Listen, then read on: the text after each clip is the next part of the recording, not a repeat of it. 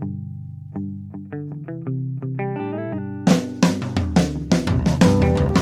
only real God is the one that you believe in. Start looking for the God in others. And if you find you're tuning into a wave, well then I don't know much about being saved. Hello, everybody. Welcome in, friends. Welcome to another episode of Spiritual Philos-O-Chatter with the Joneses. I'm Danny Jones. And I am Samantha Jones. And here we are, episode 42. 42. That's how old I am. Oh, my gosh. I know, in case you what didn't a know. coinky-dinky. Yeah. What is our topic? It is the Rainbow Bridge. Beautiful. I just thought that was interesting. Yeah, I see you got your tissue roll over there. I do have my tissue roll this week. Good. I did prepare. Might be a tough one. We'll see. I hope not, but I've already been like super emotional today for some reason, so I just kind of prepared, you know. Okay. Yeah, Good. and it's about animals, so you know I get emotional over the animals. Gotcha. Yeah. Okay. So. But before we jump into this one, you got anything from last week? I sure do. So last week we did the readings for people, or I did the readings for people, when we did the Talking to Heaven. What did we call that episode? I don't remember. What? The name of the last week's episode. Chatting with the other There side. you go. Yeah. There you I go. forget these things so That's all quickly. right. We're old. Yeah. You're 42. Oh, yeah. It's happening. You're Trust 42. me. It's going fast. Oh, look, there goes the thought. I can lose my train of thought so fast. Okay. Yeah. Like, yeah. Anyways. So we did Chatting with the Other Side, and I did a few readings in there, and so I just wanted to give a little update real quick on those readings. Cool. I'm not going to spend a lot of time with these because I really want to get into the animal part of this episode. Nice. But if you remember, one of the readings I did was for Lynn, and Lynn had the stepdaughter that Yes. I felt had the addiction to some kind of drug, probably prescriptions, Yes. possibly a suicide. So this is Lynn's response. Your reading on Alyssa really made me smile. She was a sweet young woman with difficulties, drug addiction at an early age. None of the family was with her at the time of her overdose, so I'm not sure if it was by accident or by choice. I wouldn't blame her if it was by choice. Her young life was really troubled. I still remember her giggling, smile, and how much she adored being around her younger siblings. They really loved her. They really loved being with her as well. She could be a kid with them with no judgment. I can't thank you enough for letting me know that she is okay and happy. Awesome. Yeah. Oh, thanks for sharing Thank that, you, Lynn. Thank you for letting me do that Appreciate reading your as well. Participation. Yes, really. I appreciate it. And then this one is from Chris. She had Morgan, the baby that died at birth. Okay. So this is her response. Samantha is amazing. I'm the Chris she talks about in the episode. I lost my son Morgan Tyler at 23, almost 24 weeks. My relationship with my ex-husband was horrible at the time I found out I was pregnant. He actually asked me to get an abortion. After we agreed to go forward with having him was when we found out his brain wasn't developing. Samantha is 100% spot on with this reading. I do have abilities that I never tapped into before my son because honestly, it was scary and I decided to get back into it the past few years. Samantha, thank you so much for this. Not only has this validated everything about my son, but also the abilities I have. Wow. That's Okay. awesome. Thanks for sharing that, Chris. Yes, thank you, Chris. And in that reading I had said it had something to do with her husband and yeah. Right. So, and then the last one, okay, I'm not going to read her response to me on this one because this is very personal family business that I just don't feel needs to be aired. But if you remember, there was also Susan, and she had the mother that she asked about the shit show that was left behind. Yes. Okay. So the reading was very accurate. It is deep family problems, some of which is related to an estate, which is what I said. Her and her mother had problems their entire life, and they weren't even speaking when her mother passed. Yeah. So I'm hoping that one day she'll be able to let me do a reading for her. It's a sensitive subject, but right. I wanted to give an update on that one as well. Cool. So, well, at least she, responded. Oh yeah, That's cool. she did. We talked a lot about it. Right. It's just that it is really personal family stuff. I don't Sure. want to read her response. Right. So cool. Well, that's all good feedback though. yes, it was wonderful. And you know what? I like doing this so much that I think we should do a couple of these every week. Let me do it. Do you think that's a good idea? Couple readings? Yeah. Absolutely. Why not? I think it's a great idea. It's what you do, no? And I love it. So let's share it. Yeah, for sure. Cool. Good idea. And we're going to do that this week, but this week we're going to do just animals. Okay. Yeah. Awesome. Well, is that it for last week's wrap-up? That's it for last week. Cool. Well, then let's get to episode 42, The Rainbow Bridge. The Rainbow Bridge. So, first of all, what is the Rainbow Bridge, in case some of our listeners don't know? The Rainbow Bridge is actually a poem, a series of poems that was written in the 1980s, 1990s. And these poems talk about what happens when an animal passes, and that animal goes to the other side, but doesn't go all the way in to the other side. That basically our pets stay in a meadow outside of heaven in front of a bridge where they wait there for us until they cross over into the other side. So that's the Rainbow Bridge. Until their master crosses over? Yes, until we get there. Sorry. Until, their master, whoever they're waiting for, the person. Gotcha. And then you're supposed to cross over. Cool. So one of the questions that goes with this is the Rainbow Bridge real? And that's a really good question because yes and no.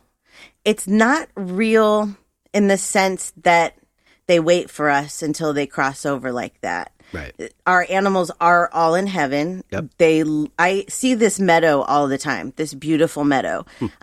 So maybe this is before, maybe, I don't really know, but I can tell you that they do not wait outside for us to go in, because when I communicate with them, I see them inside and I see them with their relatives. So like if you have, your mom had a dog and that dog passed away, I'll see them together when I go in to talk to them.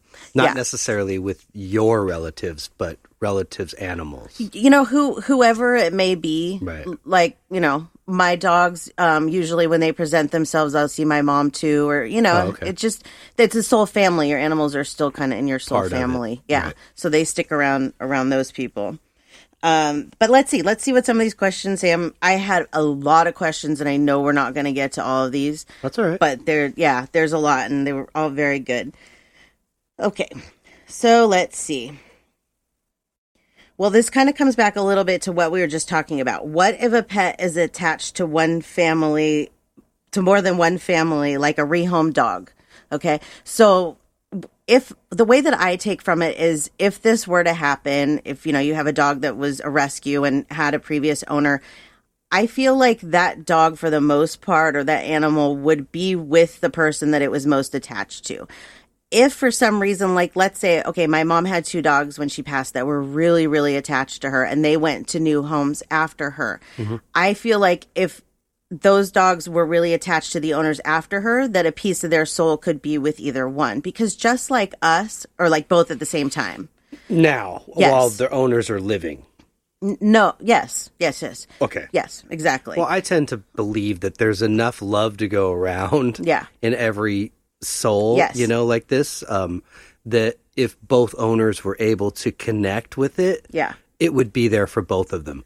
When they both pass and go to heaven, I would tend to believe that the beauty of heaven is the same as earth, is that there's free will. Right. The only difference is we don't use our free will in heaven to do bad things. Right, exactly. So that animal's going to be with whoever it wants to be, whenever it wants to be, it can and be there's with multiple no people. hard feelings about it. Right. It's not like that. No, not at all. No. So I think, it really depends on where the animal was and what happened in its life, but it can be in multiple places at once. Sure. I really do and feel I think that. it will appreciate and spend the time with both. Yes. Really. Mm-hmm. I agree. I don't think it would tend to stay with one. It's really hard to say, because here's the reason that I say that. Like, we all have dogs or cats or whatever that are, I don't want to say our favorites, okay? But like, I had a dog, Sierra, that I talk about often. Sierra was my dog. She really was. But she was my ex-husband's dog. That was his dog. She loved him. Right. So now we're divorced. Mm-hmm. He's in Vegas. I'm here. Mm-hmm. Where is she most of the time? Well, My assumption actually at this point is that she's reincarnated. But if she hadn't, I would feel that she would be with him more because it was more his dog. I know that that may not make sense, but that's kind of how I feel. Like there's a stronger soul connection. Right. And also like, there was another question in here that I'll roll along into this is, over time, do the animals stop to visiting us as much? Are they around, like not around us as much? And that's not really what it is. And this kind of ties into what we were just talking about is they kind of choose where they want to be, just like human spirits do. And if you don't recognize them being around, they may not be around you because, what's the point, right? They have other things that they can do. So that's kind of my feeling is it really depends on how connected you are to your animals. Now, the lady that asked this question, she had mentioned that she lost a pet about, I think it was like 5 or 7 years ago. And she said that she doesn't feel that pet like she used to. And so she was wondering if it just faded over time. And I really don't think it's that it fades. I honestly feel like it, like I said, either they reincarnate or we're just kind of getting on with our lives, and things start to fade and you don't start to think about it as much. And when you bring a spirit forward, that's when they're around more. Right. So you can do that yourself. You don't need, a medium or animal communicator to do that. Right. You can talk to them yourself. But if you recognize them, then they're going to come forward more often. And I could see maybe them being a little busier. I don't know why I would say this, but because not only did they develop human relationships, but they've developed a lot of animal relationships. Yes. Maybe. Yeah. So they tend to want to be around even their siblings and their parents, maybe, if they're there. Right. Yeah. And so they still have that part of their life besides the human aspect. Exactly. And I do see that a lot. Like dogs will show me on the other side that their parents, they're, doggy parents. They're there with them. It's totally true. Yeah. I remember when you first connected with Sequoia after she passed, and you said she was really busy. She was busy. She was happy and running around with the other animals, and so it was hard to kind of pin her down a little bit. She would kind of say, "Sorry, I'm just so excited." Bye, Mom. Yeah. Again, probably running around with all the other animals. Oh, absolutely she was. And not just that, but she wasn't able to really play ball for the last few years of her life. And that was her favorite thing to do. But she just got too old. She couldn't do it anymore. And so when she got there, that's what I saw was her running and playing ball, and my mom throwing ball for her, and my ex-husband's mom also, people that she knew in life. That's who she gravitated to. She went towards those people. But also my previous yellow lab Tahoe, they were best friends. And so when I saw her there, I saw them together. Right. So, but Tahoe, because I hadn't really connected to him in a long time, I didn't feel him around, as much. And now that Sequoia's gone, I see him around more. Yeah. Well, that's a good question. No, it's very good. Let's see what else I have. Do angels or guides comfort them and let them know they have passed? So after an animal passes, we all are met by our family, our animals that have passed, our spirit guides, but we know what's happened when we get there for the most part. Unless with animals, it's different than humans. I'm not even going to get into it. I think animals just instinctive. They just know. They know. It's the humans that question, and then they're caught in perception a bit. Right. So, but I don't think animals have that problem. No, not at all. It's very different for animals when they pass. When an animal passes away, it arrives there, and it's not like this whole life review or anything. It's like, okay, I'm a dog, I'm a cat, I'm a whatever, and gets on with its life there. It doesn't need to have a life review. This is and they're animal. Already communicating telepathically in general. So just because you're standing as a human or another dog they can communicate with, they can also do it with the other side. It's it's sort of similar to humans. Not everybody can do it. Some can and some can't. But I think it may be similar that some dogs just aren't interested, but they know it's there. Right. And they choose not to. And then some just do because that's part of who they are. Yes. Absolutely. But I think that Well, this is kind of important because a lot of people feel like, their dog is fearing death. Like, I'm taking my dog to the animal hospital and I'm going to have him put to sleep and he's afraid. Well, no, that's not what he's afraid of. He's not afraid of dying. He's not afraid of what's coming next because dogs, like you were saying, they communicate telepathically. Mm-hmm. And if you can telepathically communicate, you can talk to the other side. Mm-hmm. So these animals are already communicating like you had said. So It's not, right. It's very different in that way. And like Sabbath sees Sequoia. Yes, we took Sabbath with us when we put Sequoia down. But he sees her, I'm sure, at times. And is kind of comforted by her. He misses her, but he's comforted by her. He knows she's there. Oh, yeah.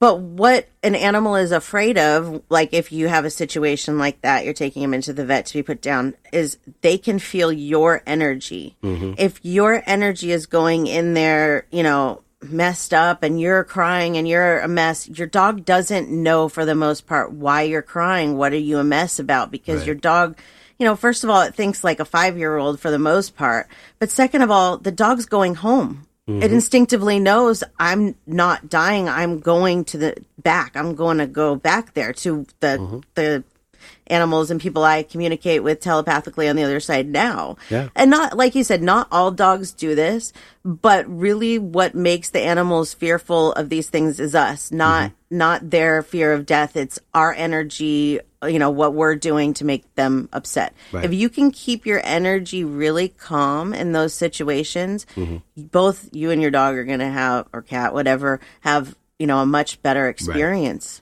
Right. And that is so, some people are going to listen to this and be like, are you kidding me? There's absolutely no way when I'm going to put my dog down, I'm in total shambles and, crying my eyes out. And trust me, when we put Sequoia down, there was a lot of tears. Yes. But the difference is that we took the time to communicate with her, to tell her, to ask her. Mm-hmm. Like, is it time? Are you ready? Do you want to stick around? And she was, no, like, I'm ready. Yeah. So not only did we, but we communicated with her, like, through the process of this is what we're doing. Right. So she wasn't like, why are you crying? Right. And, she was aware of why we were crying. Right. And it was okay. Oh, absolutely. They know, but you have to let them know. Yes. Because it's not like they read all of your thoughts. No. But if you can tune into them, you don't even have to tune into them. Mm-mm. If you can just relax, you can telepathically communicate with them. You don't have to receive back. Right. So they can hear you.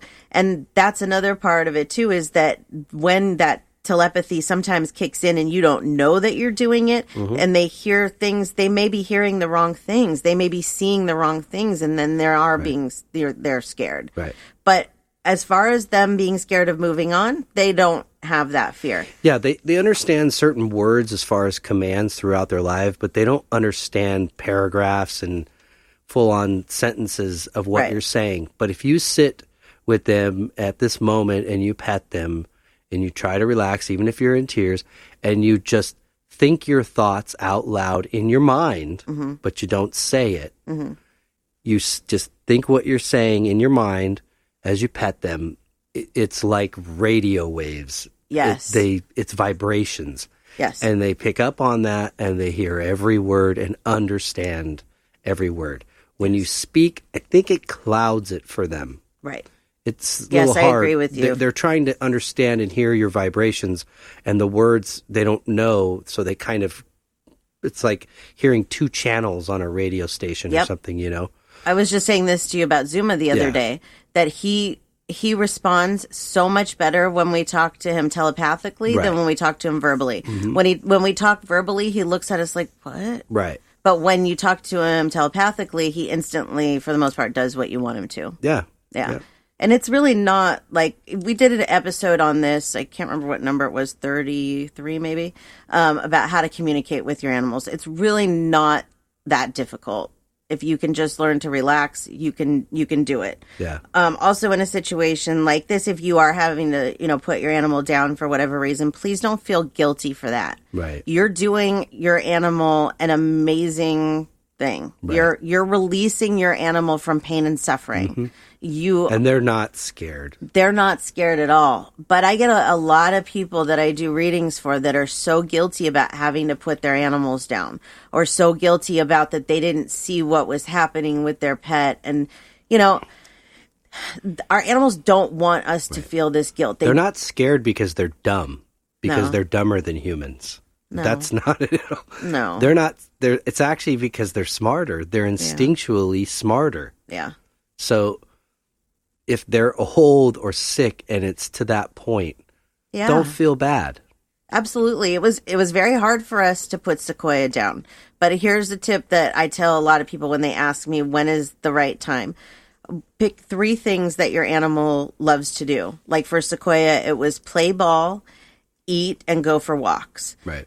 She lost the ability to play ball a few years before she died, like I said.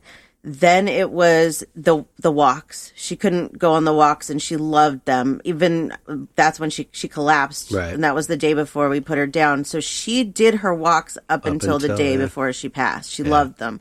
And then food, eating. Once she stopped eating, I was giving her everything, eggs and cheese and whatever she would take. And I'm just like, this is it. She's suffering. What am I doing? She had cancer. You know, it was like, why am I hanging on? You let go for them. Yes. For us that's left behind, it sucks. But for them, let them go. Let them go home to their family on the other side. They thank you for it. You will see them again. Thank you for remembering the tissue, my higher self. But you will see them again. They will see you again. Yeah, for sure. Or I will say you will be together again. You will be together again. Yes. And, you know, I talk a lot about reincarnation with the animals and how does that work? And I think it is very different for the animals because, like I was saying before, they don't have to go through a life review. They don't really have to learn lessons. They're unconditional love creatures. They don't have lessons to learn. It's not like that for them. So I really feel like their reincarnation is kind of based on a few things. First of all, I feel that it's based a lot on us because for the most part, our animals do come back to us, depending on where we are in our lives. But for the most part, they do. So if we're ready for them to come back to us, then they can reincarnate whenever they want. Right. Also, they don't have to reincarnate if they don't want to. So they could stay there, you know, for however long and then be like, okay, I'm going to go back. So it's really very much depends on, you know, what they want to do. Right. They don't have to reincarnate at all until like let's say that you're 70 years old and you don't want another animal, but they'll just wait there for you. And then when you get there, you know, you can, whatever you're going to do. There's no time, so it's not. Exactly. Nobody's staring at a clock. Yeah. So let's see. Okay. You know what? I want to do a reading. Let's do that. Do it. Okay. Do it. I want to start with this one because this is a lost cat. And this cat actually went missing. Let's see. Did I keep this here? This cat went missing in 2008, I believe. I do a lot of missing pet readings. It's amazing. This is hard, the missing pets, because for a couple of reasons. People don't want to hear, like, if their pet has gone missing and it's passed, they don't want to hear that, and it's hard for me to tell them that. It's also very hard to pinpoint down an animal. It's, you know, unless I'm there, I don't know that I could really, really pinpoint right down where it is. I've tried, and I've been right with a lot of different locations and stuff. But anyways, so this is a cat that was lost. His name is Sebastian, and he went missing in 2008. And the question is he still alive? And was he okay after he went out the window? He got lost by going out the window. Okay. I feel like Sebastian is... I know you're not going to believe me when I say this, but I feel like he's still alive. Is he feral? No. I feel like somebody found him. Yep. Cool. And he was fine after he went out the window. There was no problem. Which would make him 20. I feel like he does have health problems, so it's not like he's going to live a whole lot longer, but this cat's not passed. That blows my mind. Well, I'm sorry to the owner, but hooray to Sebastian for surviving at least. Wow. He's a beautiful cat. He's like a orange. What she called him a seal pointer. I can't remember. I'm sorry, but he's beautiful. And I think that the person that found him didn't know where to find the owner and just kept him. Beautiful cat. You know, maybe somebody can't be missing this cat. Why would they let this cat outside? You know, people do that all the time. But yeah, I think he's still alive. Huh. Cool. And yeah, amazing. And he's had a pretty good life. The person that he's with, I feel like it's just one person. Right. One lady. So, cool. Yeah. So yay, Sebastian. All right. So let's move on to a few more questions and then I'll do another one. Okay. Do pets go back and forth between dimensions? Yes, they do. If I were to try and summon up one of my animals that is passed right now, that pet would be coming from the other side into our dimension. Does that make sense? Just like the spirits do. You mean when you communicate with them? You know, I don't think all the time, but a lot of the time, like, it really depends on the spirit. Like, when I say my mom is here, she's here. Mm-hmm. She's not, she could be, I mean, she's got pieces of her over there. Right. But it's same with the animals. So, like, if you're really trying to focus and get their attention, like, if I were to say Sequoia, you know, she'd come here. Right. If I were more to go in and try and figure out, like, hi, baby girl, or, you know, how are you? Are you doing good? And I would just tune into her and she would be, you know, over there. Well, they're multidimensional. That's exactly right. We're one-dimensional. Right. So they do go back and forth between the dimensions. Yeah. Absolutely. Well, let me take that back. We're one-dimensional when we're awake. But when we sleep, we do go. Mm-hmm. So. Yes. And if you've ever wondered what your pet does when they're laying there with their eyes open or they're sleeping and, you know, look like they're half awake, they can go back and forth between the dimensions and know it. It's like a meditation. Yeah. It's interesting. I've watched Zuma do it where I'll just lay there and his eyes are open and he's completely still and he's just zoned. Well, that's kind of what I meant too by they instinctually know. They know that dimension's there, but here. Yep. If that makes sense. Yep. Okay. Let's see.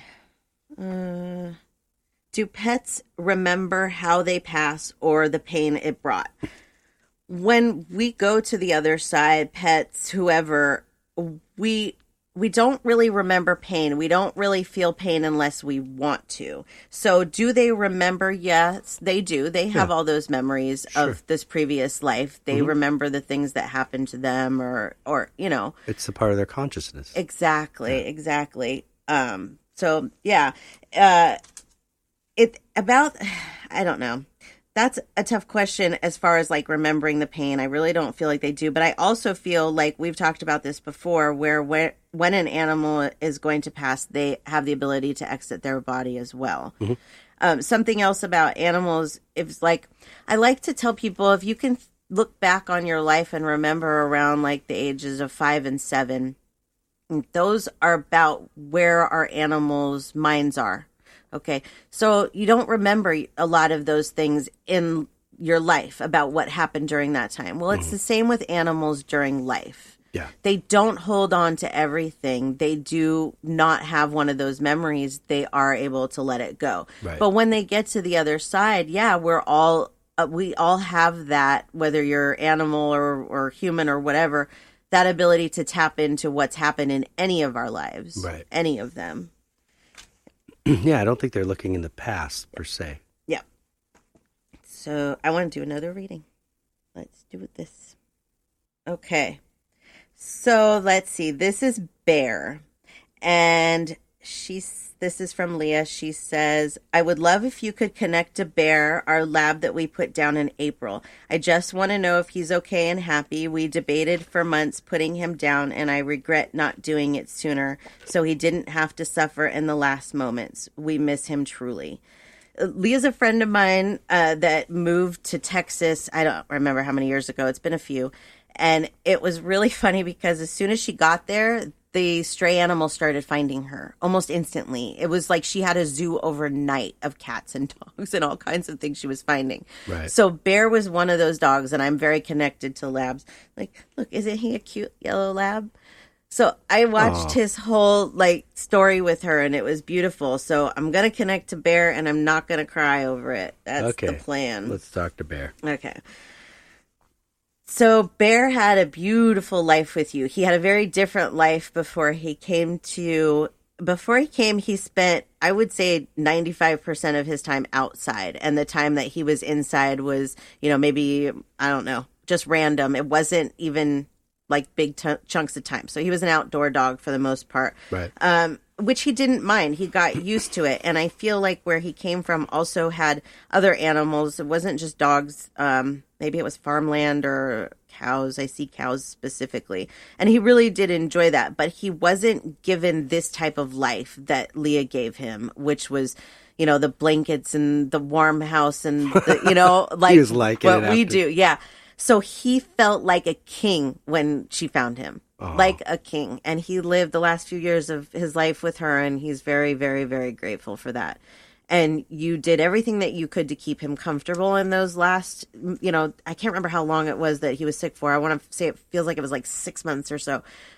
You did everything that you could to keep him comfortable, and he was. He was much more comfortable after it was figured. I'm trying to see what.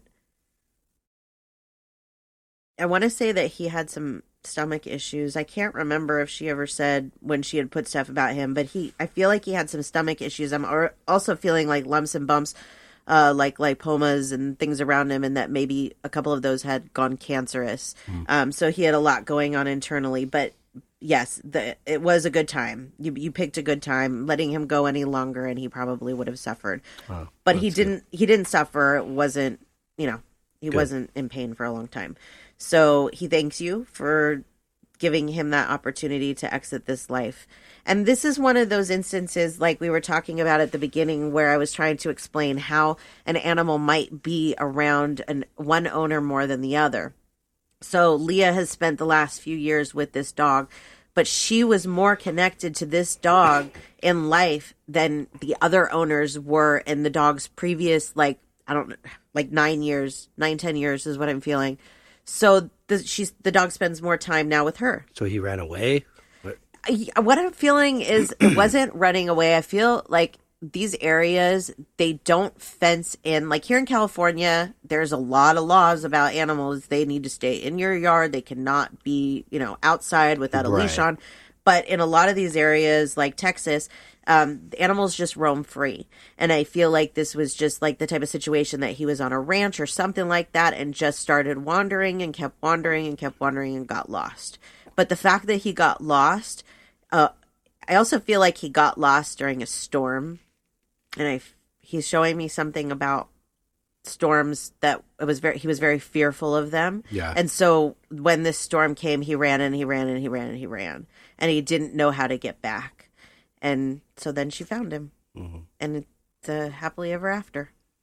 At least she found him. Yes. And yeah, I mean, he didn't know any better than the life that he was living before. And it's not like he was being abused or something. I mean, there's ranch dogs and they're happy that they have those lives.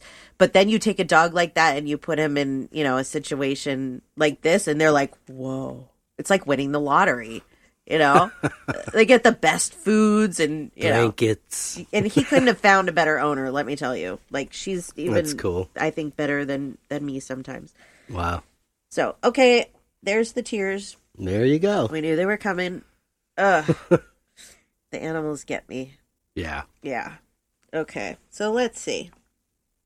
This was a cute question. When they speak to you, do you hear their voice that they had when they were alive? So, like, a lot of times I will talk to an animal and I'll hear a voice. And you know what? I don't want to say it's a lot of times because it's really not. Most of the times the animals send me pictures or feelings. A lot of times it's like little video type things. Like the other day I did a reading where the dog was showing me, he was laying on his back and like wiggling back and forth. And the owner had asked actually what was his favorite thing to do with me when he was alive. And that's what I saw was the dog on its back going back and forth. I was like, this is a really weird thing, but that's, that's so. Here, watch me.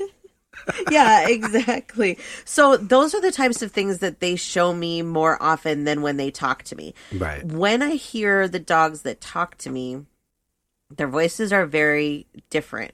Like if a dog is dopey, their voice will almost sound dopey, and it's kind of a way of them telling me that they're, a little bit on the dopey side.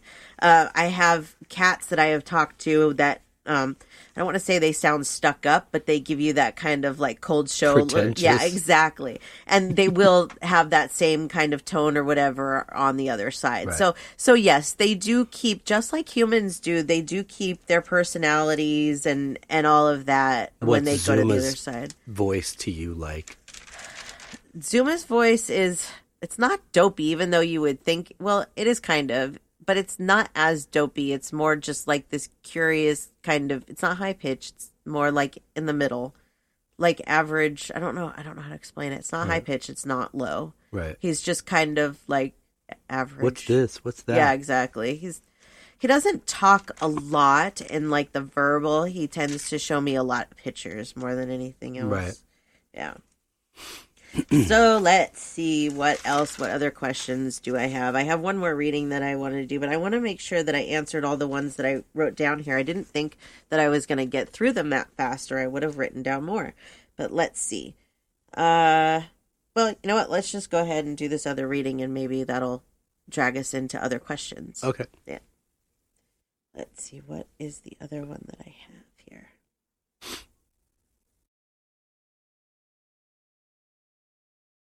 Okay, so this one is 2 cats.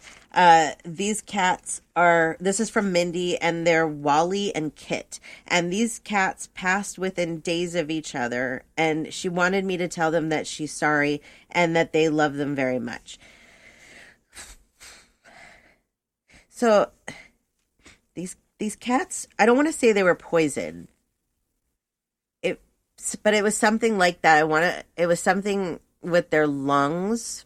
It was what I'm feeling like they inhaled something, but one of them inhaled more of it, and so passed faster than the other one.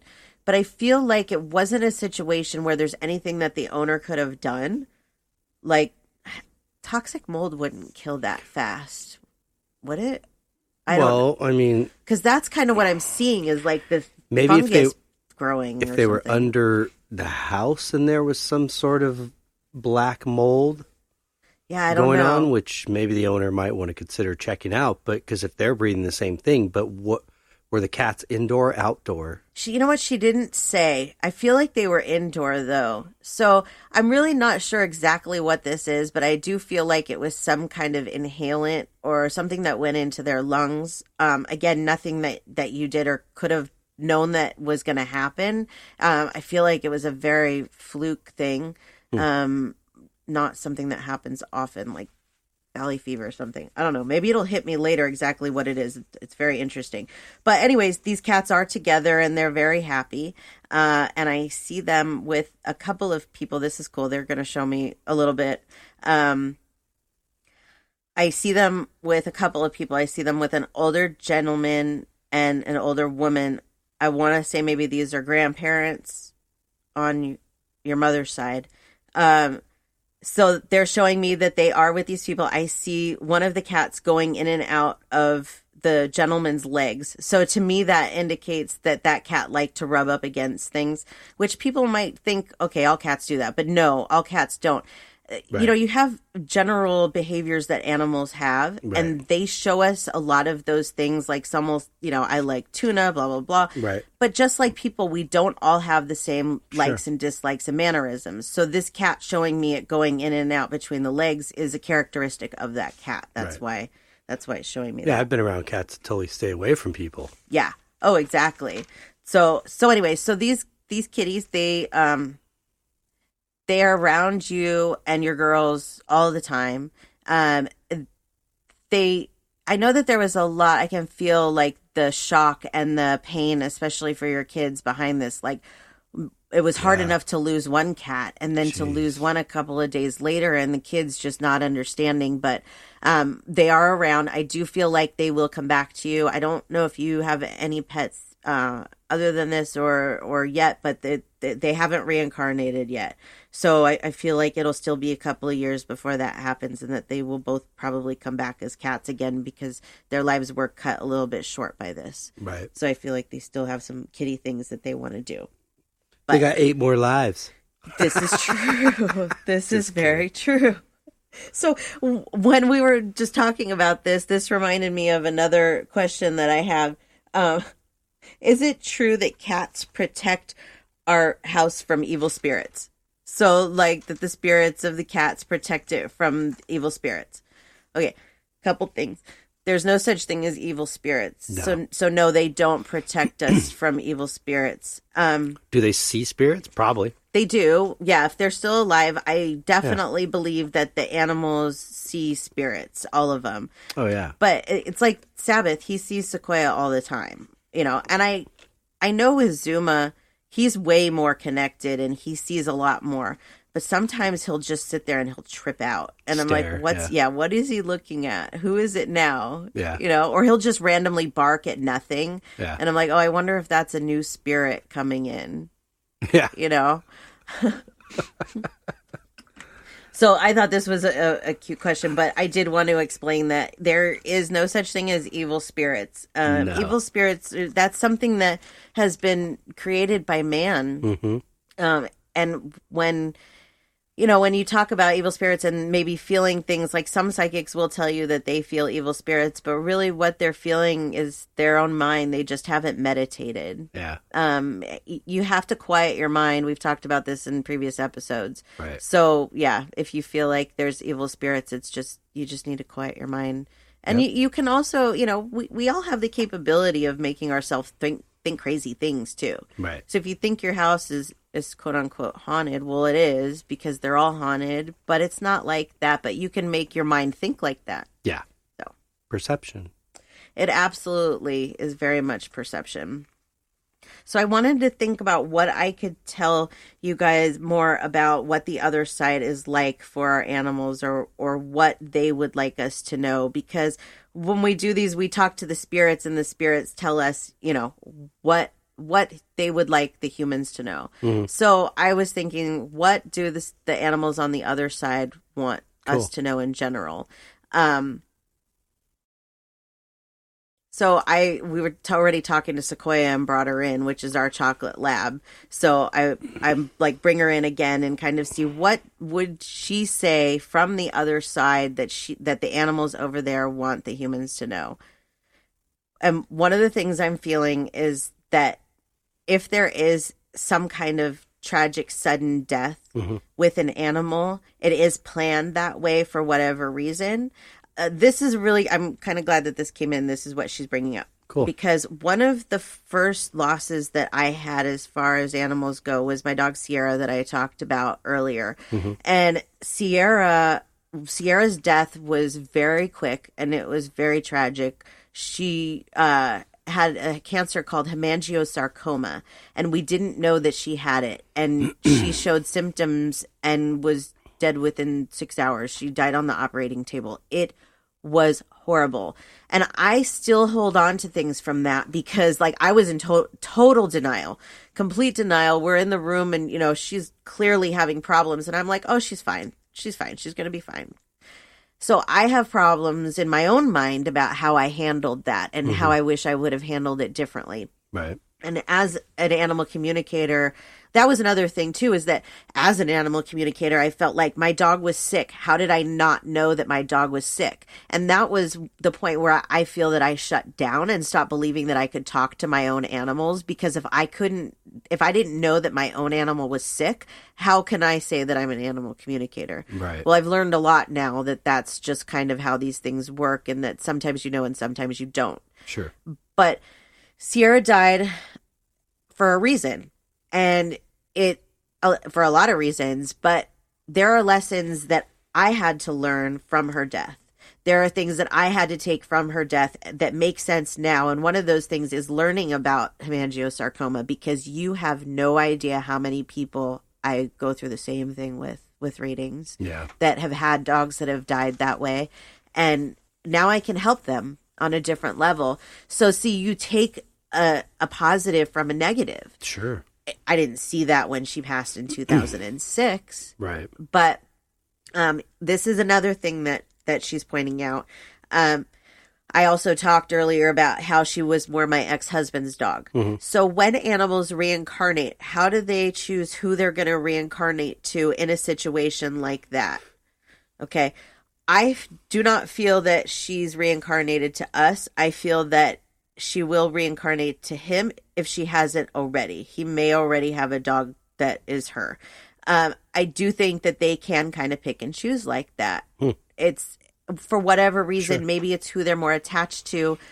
Sabbath, I truly believe may be Tahoe, or if this is something that I battle too, is can an animal be two souls combined? So, for example, you had a black lab, Hadley, and I had a yellow lab, Tahoe. Right. Now, is it possible for those two souls to come together to be in one body, one dog body? I don't know the answer to this yet. It's something that I haven't quite figured out, and I have to search into it, and I will. But it is something I'm curious about. I don't know. I don't really know. But I will tell you that an animal that has passed, like Sequoia, she does this a lot. She shows herself through our dogs, through Sabbath and Zuma.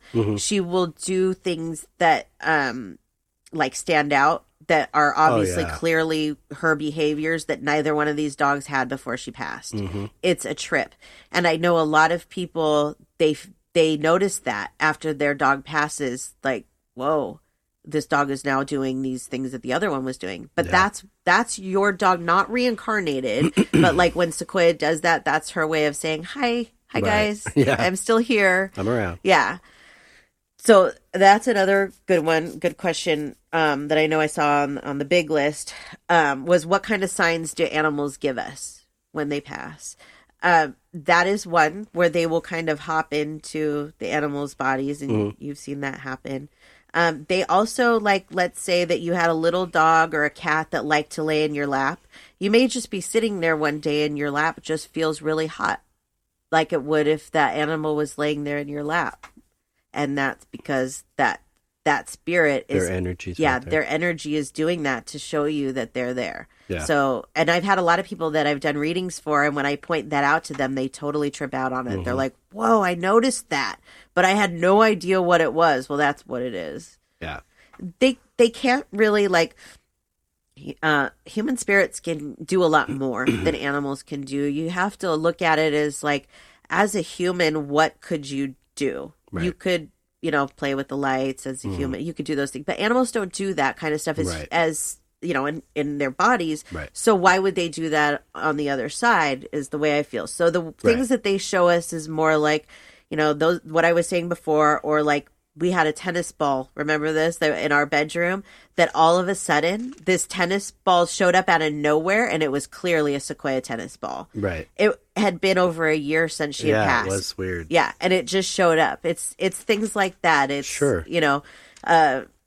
maybe smelling their smell or finding a tuft of hair, whatever it is. Those are the kinds of ways that they communicate with us and try and show us that they're around. It's different. Animals are very different than humans. I think it's a different level of energy. So like you said, they're probably more pure in the sense of unconditional love, and they're more in the moment type. But I think that has to go along with their level of energy and their intelligence. They're still an energy. They're still a soul. Yes. But humans have a bit more, I think, a higher level of energy. So we're going to be able to do different things probably on a higher level, both here on this side and that side. Right. So.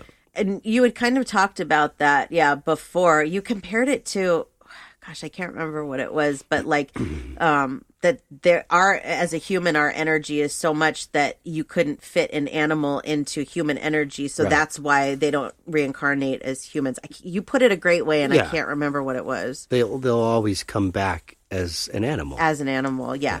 I do believe that they can come back as different kinds of animals. That's possible, yeah. I had a few birds. I used to be huge into birds. I'm really glad I'm not anymore. I love birds, and I love to groom them and take care of them, but that's it. Like, there's so much work. But I do believe I had an eclectus. And loud. I had an eclectus at one point that I do believe was the reincarnation of a ferret that I had years before that. And and here's an interesting story for you. Actually, I was really nervous about getting this bird. I don't know why. I was nervous. You know, you bring a new animal in and you wonder, wow, especially an animal like that. So I was on my way to where the breeder that we were picking him up from, and I stop at the light as I'm getting off the freeway, and the car in front of me has on its license plate Cosmo 2. Well, the ferret that I believe was reincarnated into this eclectus was named Cosmo. Oh, wow. So when I saw that license plate in front of me that said Cosmo 2, I took it as a good sign that I was making the right decision. Now, unfortunately, I don't have the bird anymore, but you know, he has a great home. It was just something that within my divorce, it wasn't possible for me to take him. Right. But he has a great home, and I'm still able to communicate with him. And, you know. Cool. So he's still in my soul family, even though he's not in my presence. Right. So I do expect that when he passes, you know, he'll come and talk to me. Right. That's cool. Yeah. Cosmo. Yeah. He was cute. Ferrets are interesting animals if you've never had one. They're like a 2-year-old on crack. They get into everything. Yeah, they're a handful. I really don't know what I was thinking. I took on 2 of the hardest pets, really, ferrets and birds, as like my first animals. And, you know, and they don't live long. So, right. Yeah, got a lot of... The ferrets don't. No, the ferrets don't. Yeah. The birds do. Yeah. But yeah, the ferrets don't live long at all. So anyway, so that is the Rainbow Bridge episode for you. That was pretty cool. Yeah.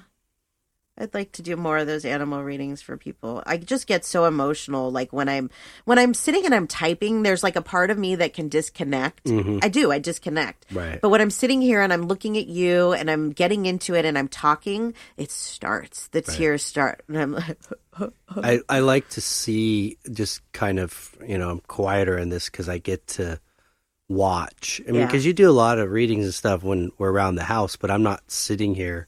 Right, watching you do it. Right. And usually you're doing it via, you know, text or email or whatever. So to hear you say it, I get to see you, you know, like where you sort of dip into your concentration. I can actually see you step kind of out. Yeah, I believe it. Of this moment. Mm-hmm.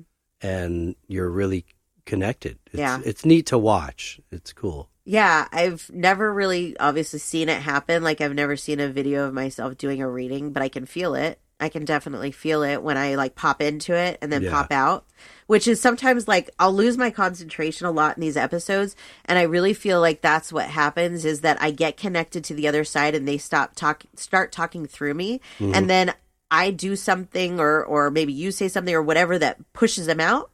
And then I lose my concentration. Right. I just got to stay on there. It truly is a gift just to watch. I mean, even to watch, it's like, wow, it's not that, you know, anything transformational is happening. Right. But I can see a difference in your aura and the concentration level. It's different, you know. Yeah. It's a cool experience. Yeah, it's cool to be on the other side of it now, too, because I've watched so many mediums and stuff. And I don't like...